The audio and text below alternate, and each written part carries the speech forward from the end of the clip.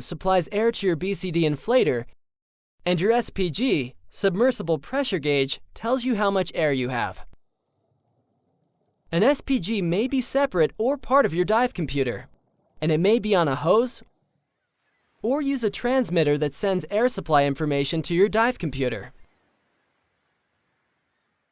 Ease of breathing is the most important consideration when you choose a regulator.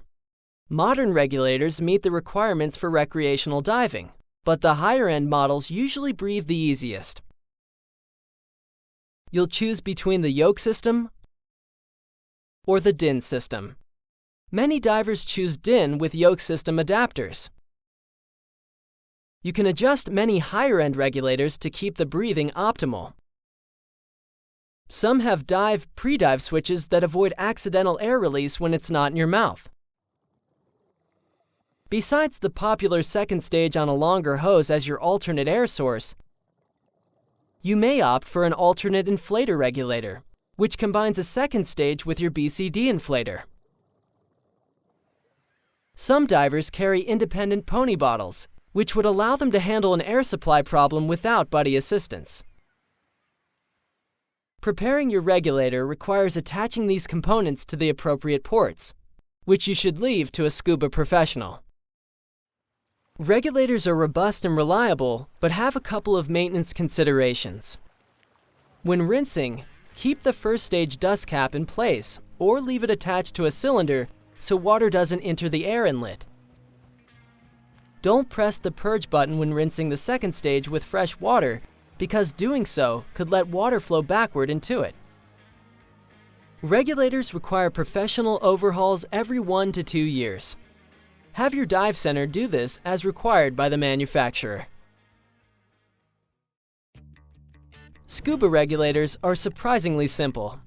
Air flows from the first stage to the second stage, which you can think of as a cup with a mouthpiece, a flexible diaphragm, and one-way valves. When you inhale, water pressure causes the diaphragm to flex inward, depressing the air valve lever. This releases air that you breathe in. When you exhale, the diaphragm relaxes, the lever rises, and the valve closes. One-way valves vent your exhalation into the water, where it rises as bubbles. Although there are variations, it is this simple design that makes scuba diving possible. Your scuba cylinder, sometimes called a tank, holds high-pressure breathing air. Made of steel or aluminum alloy, it has a chrome-plated valve that turns open and closed to enable or disable airflow to the regulator. You can choose from different sizes, and you match your regulator with respect to a yoke valve or DIN valve. Some DIN valves accept an insert so they can take yoke regulators too. All cylinders have markings stamped into the metal and labels stuck onto them with the working pressure and the dates of pressure tests and inspections. Your dive center checks these when you have your cylinder filled. You may see a cylinder with this marking, which means it's used with enriched air nitrox. You must be certified as an enriched air diver to use these cylinders. You'll learn more about enriched air a bit later. Follow these handling precautions. Don't leave a cylinder standing unattended, especially if your kit's set up. Lay it down, BCD up, so it doesn't fall. Block and restrain cylinders in a boat or car so they can't roll or slide. On boats, keep cylinders in their racks so they can't fall and injure someone or damage equipment. Scuba cylinders require pressure testing every 2 to 5 years and visual inspection annually. Have your local dive center do these for you. Open and close the valve gently and never completely drain it. Lay your cylinder down before and after diving, but for storage, keep it standing someplace it won't get knocked over, out of excessive heat. Scuba air must be specially filtered and filled with special breathing air compressors, so have your cylinder filled only at a professional dive resort or dive center. As mentioned before, Your weight system's most important feature is a quick release that lets you drop enough weight so you float reliably in an emergency. Most BCD weight systems do this with 2 releasable pockets. It may also have small non-releasable weights you use for trim adjustment, that is, your balance in the water. Your BCD and weight placement determine trim, and your instructor will show you how to adjust it for a level, horizontal position in the water. BCD integrated weight systems are the most popular, but some divers use separate weight belts. Your instructor may also have you use small accessory weights to help adjust your trim. These should be only a fraction of the weight you wear, so they don't need to quick release.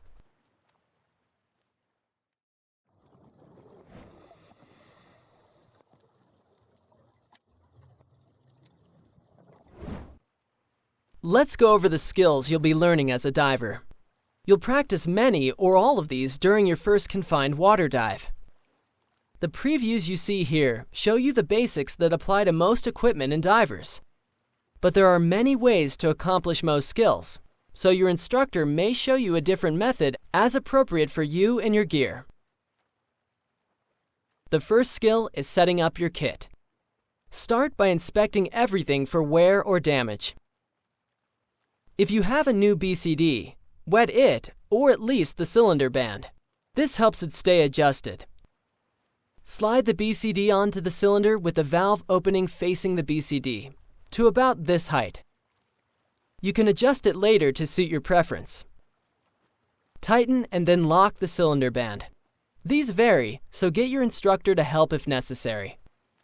Lift everything by the BCD and make sure the cylinder doesn't slip or move. If it does, tighten the band. Remove the first stage dust cap and the cylinder valve cap, if it has one. Make sure there's an O-ring and that it's not damaged. With the yoke system, it's part of the valve opening. With DIN, check here on the regulator. You can't dive without this O-ring. If it's missing or appears damaged, your instructor will show you how to replace it. With your BCD facing away from you, fit the first stage to the valve so that the primary second stage, the one you breathe from, goes to the right, and the low-pressure inflator hose to the BCD goes to the left. Secure the first stage just finger tight. Cylinder pressure will keep everything secure after you open the valve. Connect the low-pressure hose to the BCD inflator, like this. Holding the SPG away from you, slowly open the cylinder valve all the way until it stops. Check to be sure you have a full cylinder or at least enough air for the dive. Press the purge button like this. Airflow should stop when you let go. Exhale into the mouthpiece. Exhalation should be easy. Then, take a few breaths. Breathing should be easy and smooth. If your regulator free flows or continues to release air after you stop breathing, or seems to have some other problem, notify your instructor. Next, test your BCD inflator like this.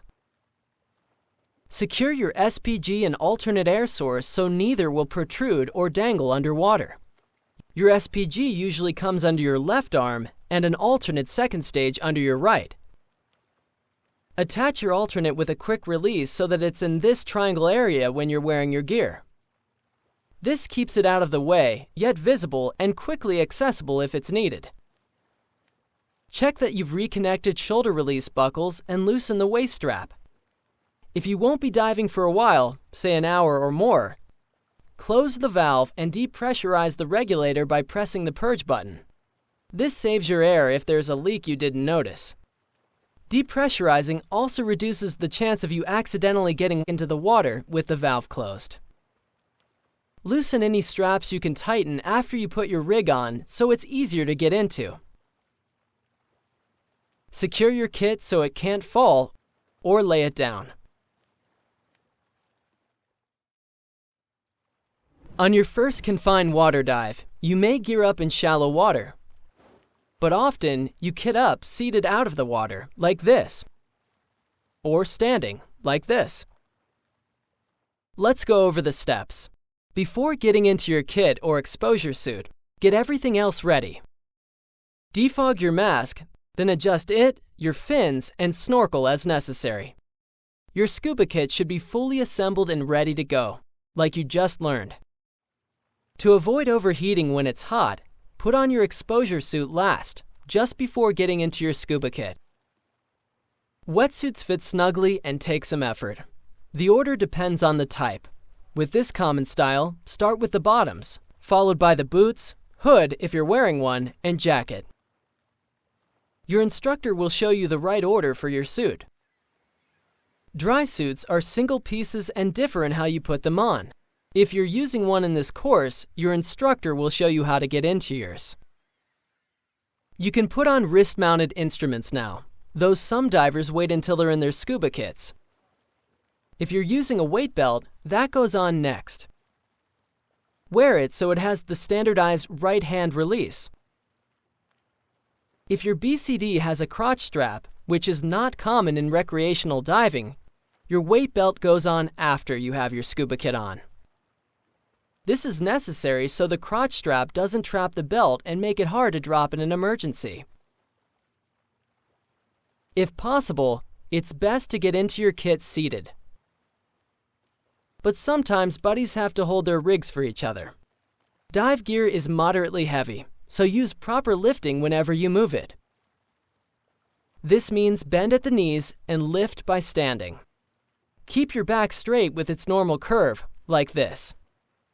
Raise your upper chest and stick out your buttocks slightly to keep your back in the right position. Exhale as you lift. Never bend your back to lift scuba gear, or anything else that's heavy for that matter. If you have to hold your buddy's kit, support it with your strong arm and hand on the cylinder bottom and the other balancing it like this. The stronger diver usually kits up first because the diver will be wearing and holding gear at the same time. If your physical characteristics make lifting, standing, and/or walking in scuba equipment unreasonable and/or unsafe, don't do it. Ask for help as necessary, and there are plenty of alternative methods for getting into your kit. While seated or with a buddy holding your kit, slip into your BCD and tighten the straps with the weight off your shoulders. Check for trapped hoses. Then, secure all the releases and buckles. Check the cylinder height by tilting your head. If it touches the first stage, readjust the cylinder lower. When your buddy or buddies are ready, you perform a pre-dive safety check and confirm gear operation, location, and connection for each other. You'll learn the details to this in Section 2. Put your mask on by placing it against your face for a good seal, and then pulling the strap back. Develop good habits by always having your mask on in the water, even at the surface. This protects your eyes from unexpected splashes and waves, and lets you see underwater to check your buddy's gear, for instance, if you have to deal with a sudden problem. It also keeps the defog from washing out. Put on your gloves, then your fins go on last, just before entering the water. Buddies help steady each other, donning fins one at a time. Don't forget to wet full-foot fins so you can put them on easier. Avoid walking with fins on as much as possible. Put them on as close to the water as you can.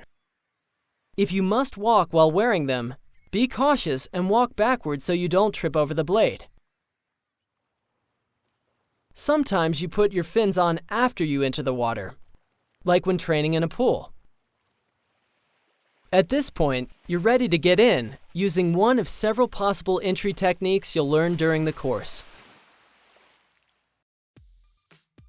You constantly use your BCD to control your buoyancy.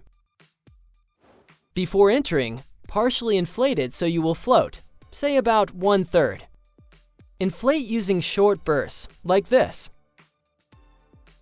You can also inflate it orally, which you'll practice. To deflate your BCD in the water, breathe from your regulator and raise and depress the exhaust button like this. Air will vent from the BCD and you'll descend.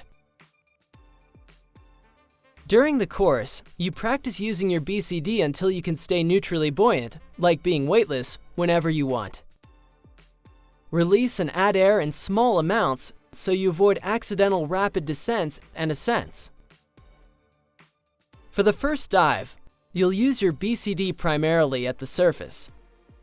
Make a habit of floating positively buoyant with your mask on, breathing from your snorkel or regulator.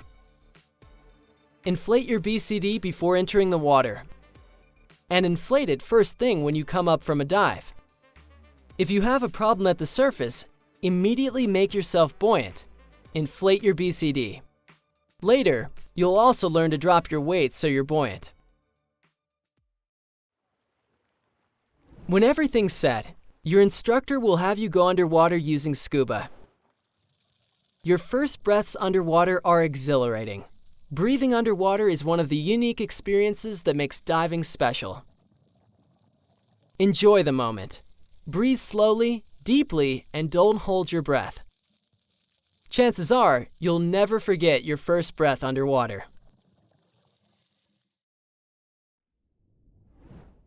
You can't talk using standard recreational scuba gear, so you and your buddies use hand signals.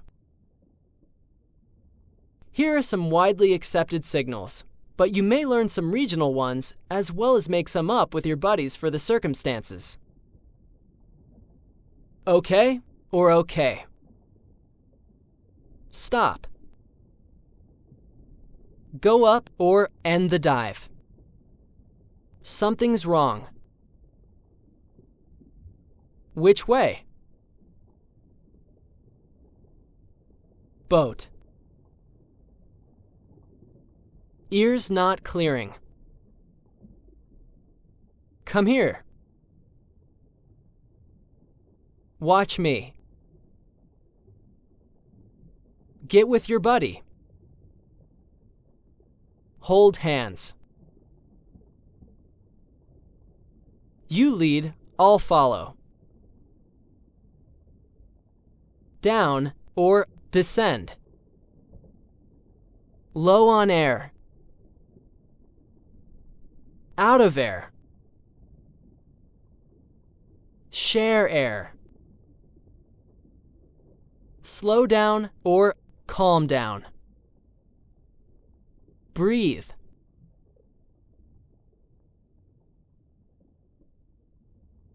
How much air do you have? Danger or hazard. Turn the dive or head back. I'm cold. At the surface, you use large signals that are more visible from a boat or shore. This means okay or okay.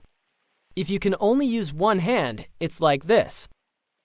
This means distress or help me. Your instructor may show you additional signals that apply to training. You find that you understand signals in context with what's happening. See if you can figure out what these divers are saying.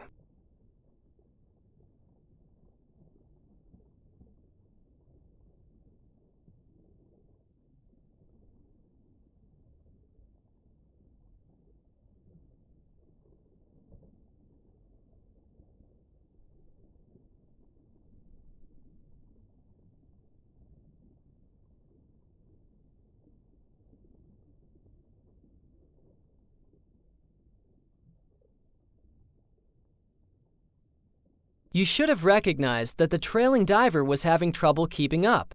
He signaled stop and something is wrong. The buddy replied to stop, breathe, and slow down. That is, take it easy and to catch his breath. The diver signaled let me rest a little. A little is not an official signal, but you can tell what he meant. This is normal diver communication. When your regulator leaves your mouth, it fills with water, so you'll learn 2 ways to clear it and resume breathing. The first is the exhalation method. If you have a breath in your lungs, replace the mouthpiece and blow into it. This pushes the water out. Your head needs to be relatively upright so the exhaust valves are in the lowest position. And of course, you must exhale before you inhale. Use the purge method if you don't have much air to exhale. Replace the second stage, stick your tongue against the mouthpiece to block it, and push the purge button for a moment, like this. This pushes out the water. Blocking the mouthpiece helps keep water from spraying in and making you cough. With either method, because you should never hold your breath, remember to blow a steady stream of small bubbles when the regulator is out of your mouth. It helps